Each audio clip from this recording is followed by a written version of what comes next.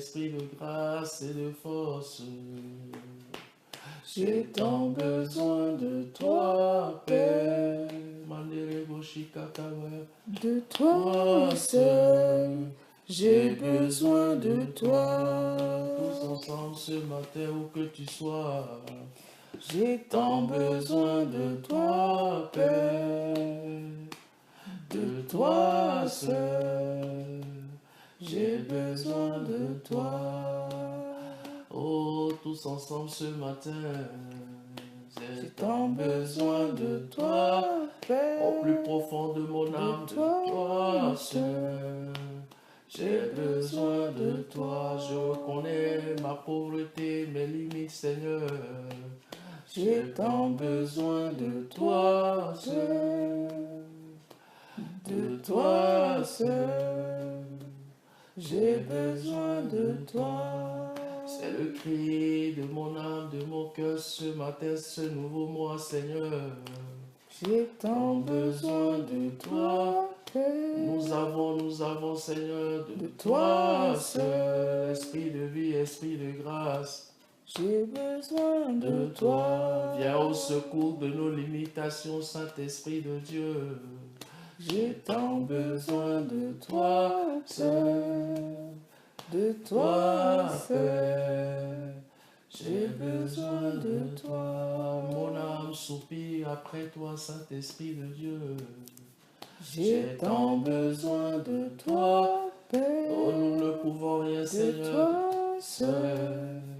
J'ai besoin de toi. Sois la majorité avec nous, Saint-Esprit de Dieu.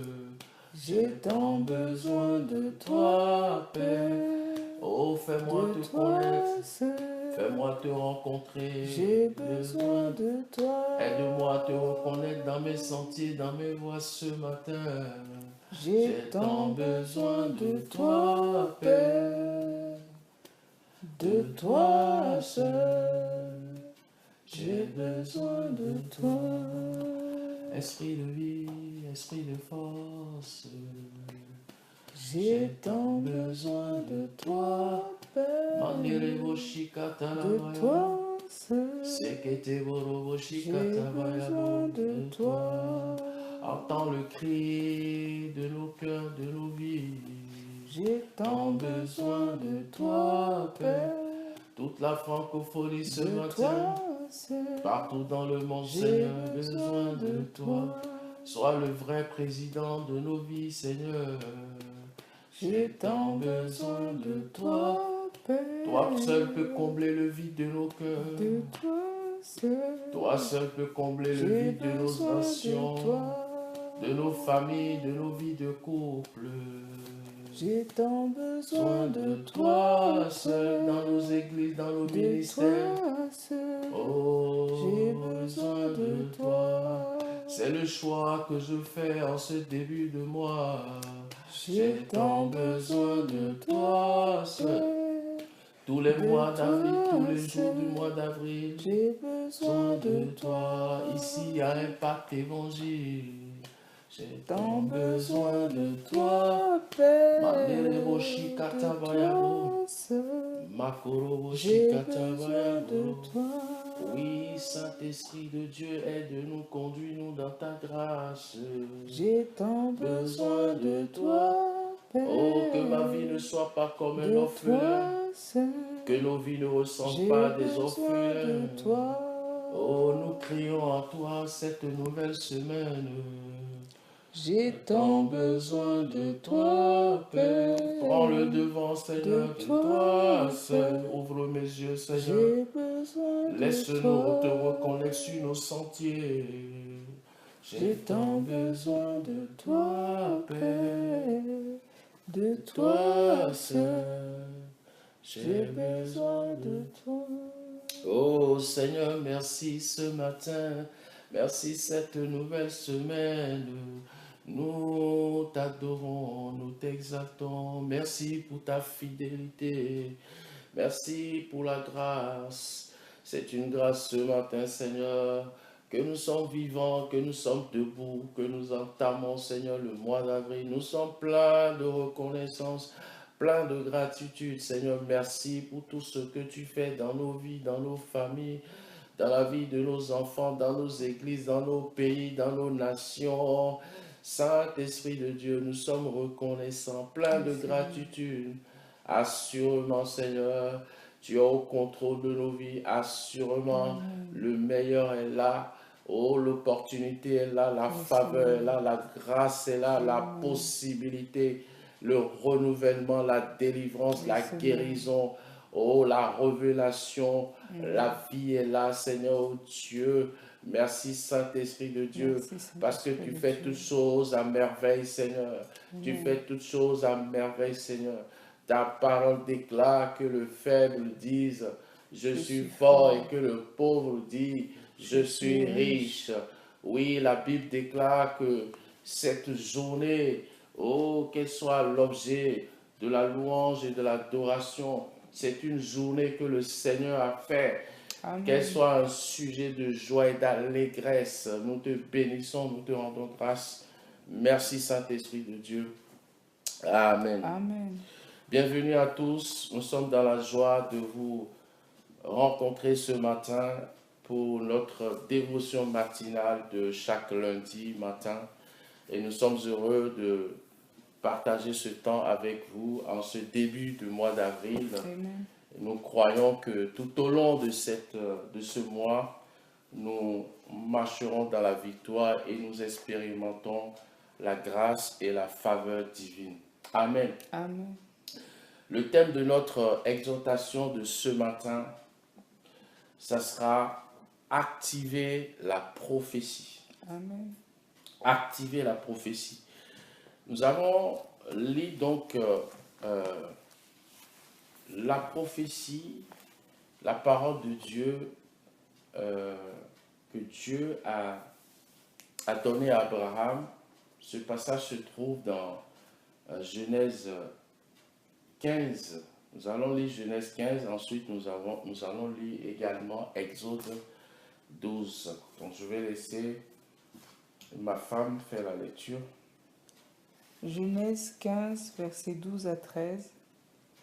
Au coucher du soleil, un profond sommeil tomba sur Abraham, et voici une frayeur et une grande obscurité vinrent l'assaillir.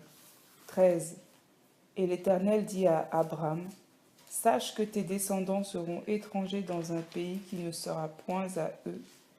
Ils y seront asservis et on les opprimera pendant 400 ans. » Genèse, Exode 12, verset 40. Le séjour des enfants d'Israël en Égypte fut de 430 ans. Amen. Amen. Alors, nous voyons dans ces deux passages, le constat que nous faisons, c'est que nous voyons que Dieu même a libéré une prophétie sur Abraham et sa descendance. Amen. La Bible, dans ce passage, si vous lisez le verset un peu haut, vous verrez que en fait, Dieu a promis non seulement un fils à Abraham et une descendance. Et Dieu dit que la descendance d'Abraham va séjourner en Égypte pendant 400 ans.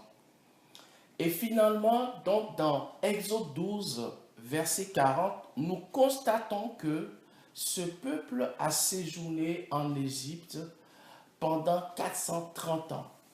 Donc nous constatons qu'il y a eu 30 années supplémentaires de séjour en Égypte, qui correspond encore à 30 années d'esclavage, de souffrance, de dur labeur. Amen. Amen. Alors, donc, qu'est-ce qui s'est passé? Pourquoi le Seigneur Dieu de l'univers a prophétisé sur Abraham? Cependant, la prophétie ne s'est pas accomplie en temps et en heure. Bien-aimés, lorsque vous avez entendu la prophétie de Dieu, on a sûrement prophétisé sur vous. Vous avez certainement reçu des promesses de Dieu dans votre vie. Amen. Mais cela ne suffit pas, bien-aimés. nous devons premièrement discerner le temps de l'accomplissement de la prophétie. Nous devons veiller sur la prophétie et nous devons veiller sur la prophétie afin de l'activer, bien-aimés. Amen. Amen. Activer la prophétie. Le mot activer veut dire rendre plus rapide, hâter, accélérer ou stimuler, comme par le feu. Amen. Amen. Donc, c'est notre responsabilité de veiller sur la prophétie.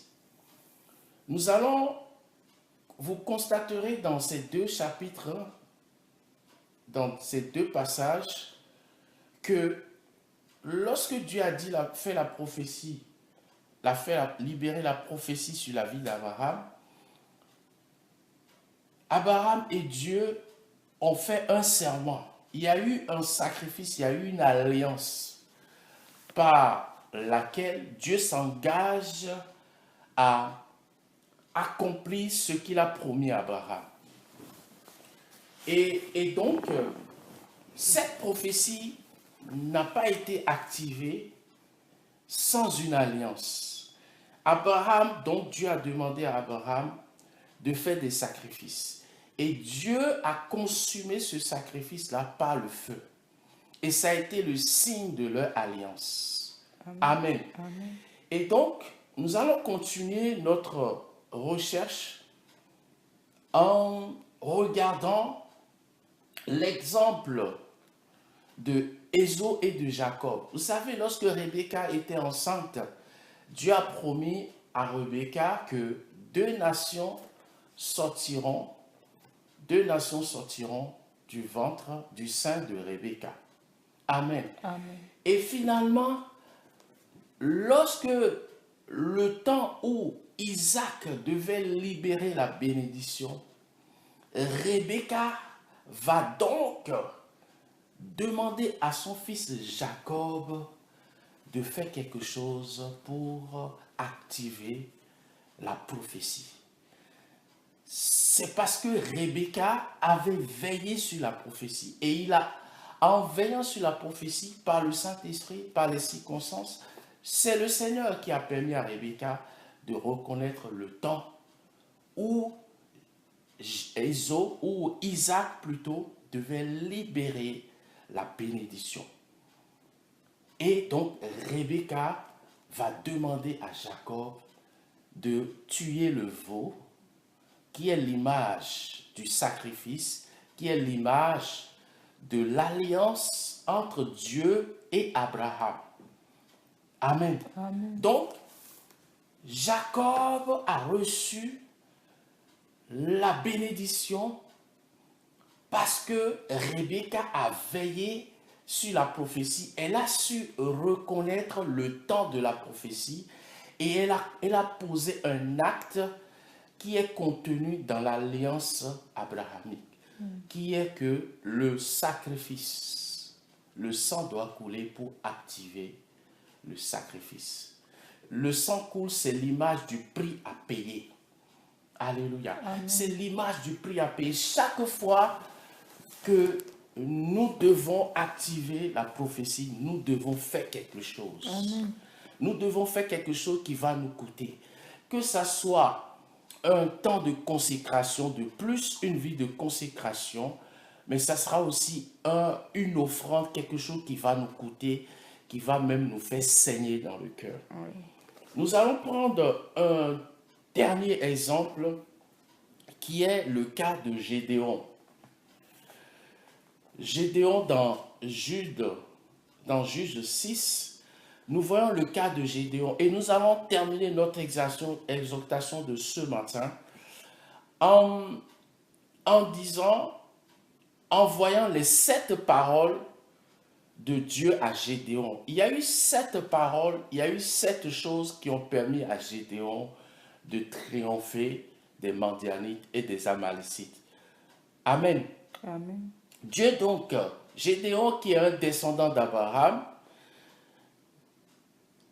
s'est retrouvé avec son peuple sous l'esclavage des Madianites. Le peuple d'Israël avait trouvé refuge dans des grottes. Lorsqu'ils faisaient leur récolte, les Amalécites venaient et ravageaient tout. Donc le peuple travaillait et n'arrivait pas à jouir du fruit de ses labeurs. C'est le cas de beaucoup d'entre nous aujourd'hui, où nous courbons derrière des difficultés, des problèmes, des endettements, des dettes, des cris de détresse, de l'oppression, des maladies. Mais Dieu vient ce matin nous libérer cette parole.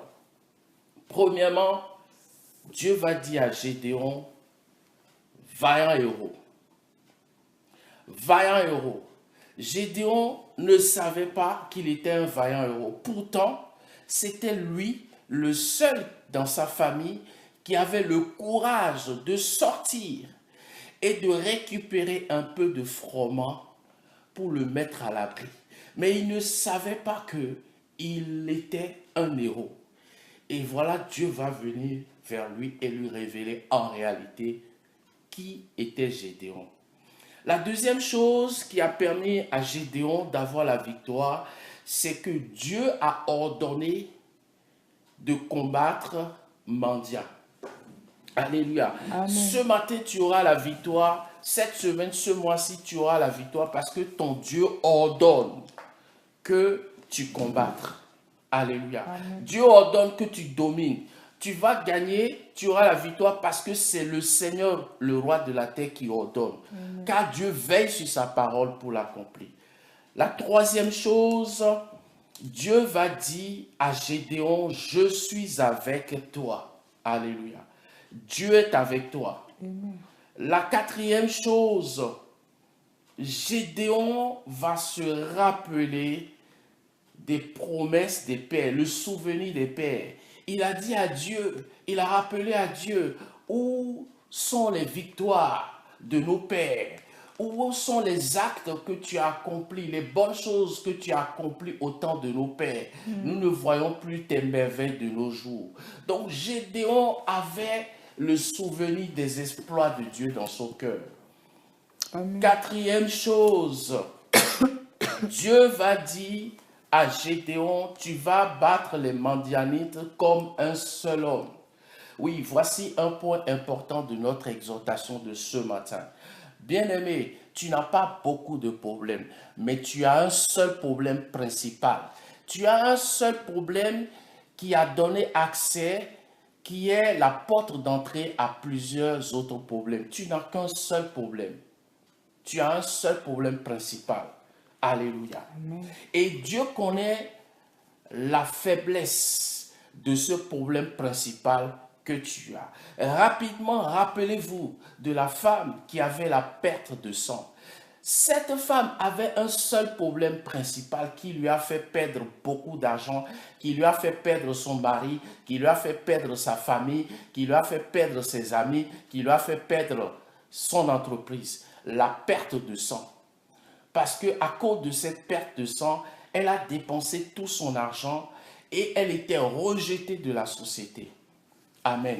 Mais lorsqu'elle a rencontré Jésus, le sang s'arrêta et à partir de ce moment, son problème principal était réglé.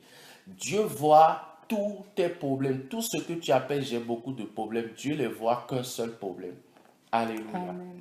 Et lorsque le problème principal sera résolu, le reste, ce n'est qu'une question de jour et de temps. La sixième chose que Gédéon a fait, c'est que Gédéon a activé l'alliance des pères.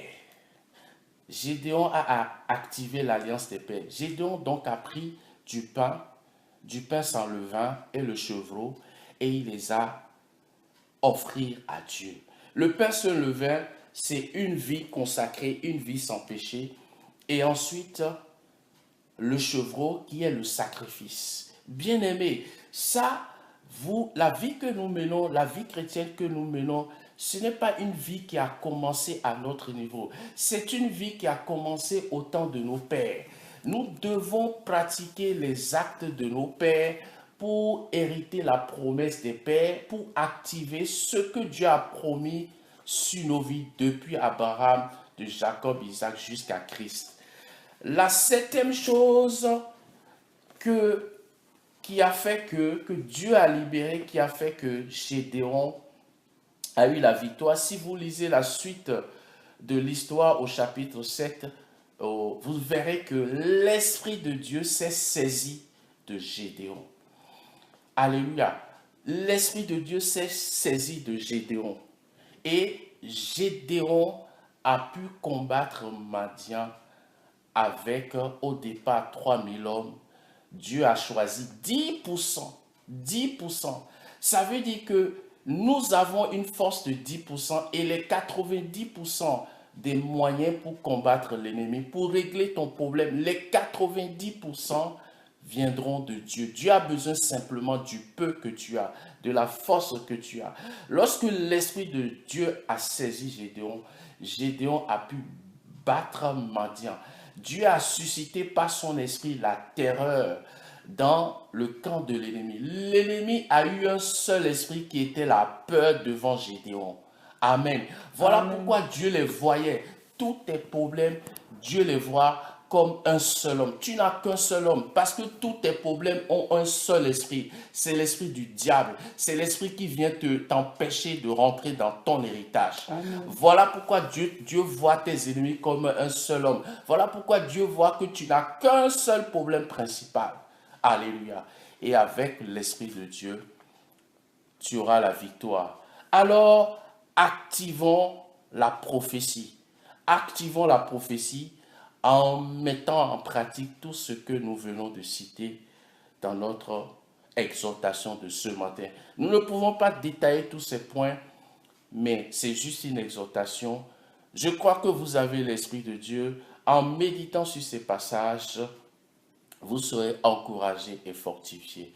C'est par cette parole donc que nous vous encourageons cette semaine et nous vous encourageons à veiller sur la prophétie en écoutant les instructions du Saint-Esprit et vous verrez la faiblesse, la faille de votre problème principal dans lequel vous êtes en ce moment.